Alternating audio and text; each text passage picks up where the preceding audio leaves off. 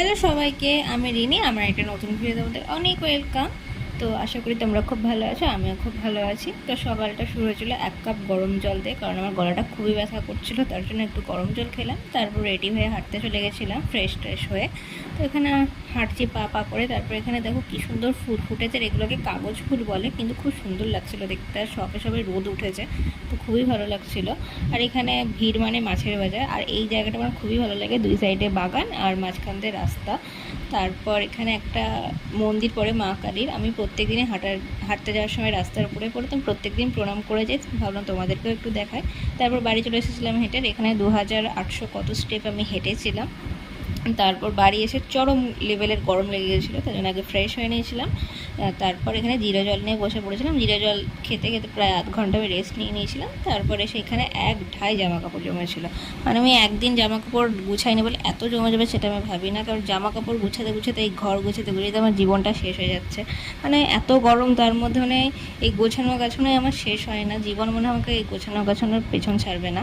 তো যাই হোক, তারপর মনের কষ্ট মনে নিয়ে সমস্ত জামা কাপড়গুলো গুছিয়ে নিলাম। আর আমার ঘর বাড়ি অগোছালো, জামা কাপড় এখানে ঢিপ ওখানে ঢিপ, এটা সেটা আমার এগুলো ভালো লাগে না।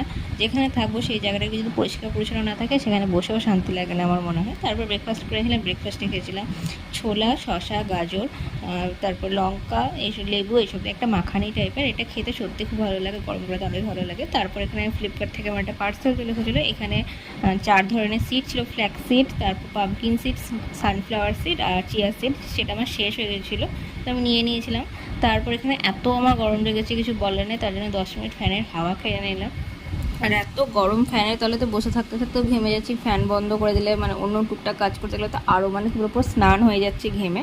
তো এখানে সব কোটোতে আমি ঢেলে নিচ্ছিলাম। আর তার মাঝে দাদা দেখে এসে রান্নাঘরে ধোকার ডালনা বানাচ্ছে।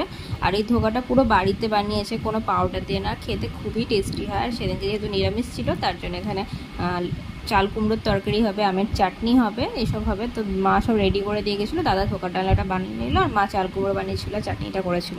আর এত টেস্টি হয় না, কিছু বলার নেই। তো আমি ভাজাটাই শুধু খেয়ে নিয়েছি। ভাজাটাই শুধু খেতে দারুণ লাগে। তো এখানে সব আমার ঢালা হয়ে গেছে আর জায়গাটা গোছানো হয়ে গেছে।